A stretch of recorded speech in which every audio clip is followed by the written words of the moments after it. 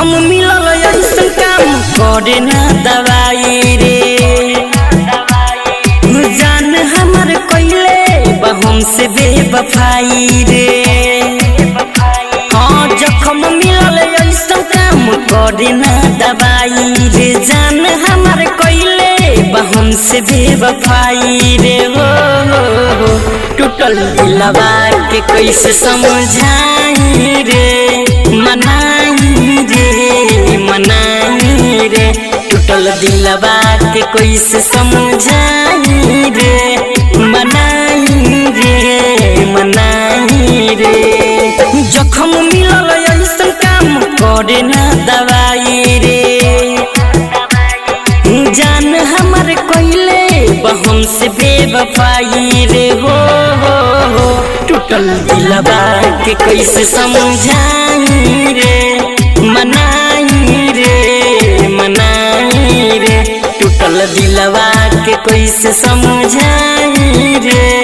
मनाई रे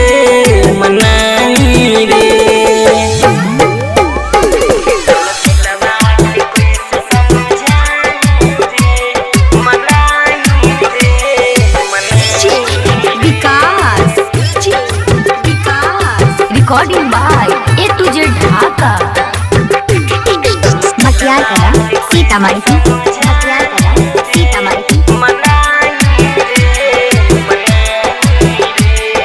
जानू जानू कही के हमरा पास बन गईली दोसरे के खास। जानू जानू कही के हमरा पास बन गईली दोसरे के खास। शीशा जैसन दिल हमार तोड़ के चल गईली मुहावा मोर के। याद आवे पल पल अखिया से लोर बहाई रे। मन कर खा के जहर मर जाई रे। हो टूटल दिलवा के कैसे समझाई रे। मनाई रे टूटल दिलवा के कैसे समझाई रे। मनाई रे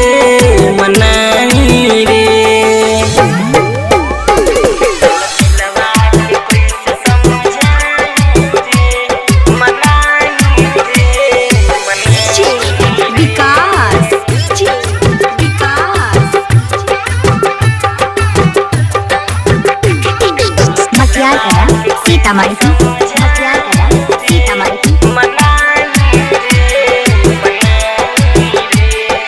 हमरा संगे झूठ क्रिया खाई के खुश बारी अनिल के पाई के। हमरा संगे झूठ क्रिया खाई के खुश बारी कृष्ण के पाई के। धोखा मिलल बाटे हमरा यार से। नफरत भइल बा झूठा प्यार से। बाबा तिवारी संग कैली बेवफाई रे। अली धर्मेंद्र संग कैली बेवफाई रे। हो टूटल दिलवा के कैसे समझाई रे। मनाई रे टूटल दिलवा के कैसे समझाई रे। मनाई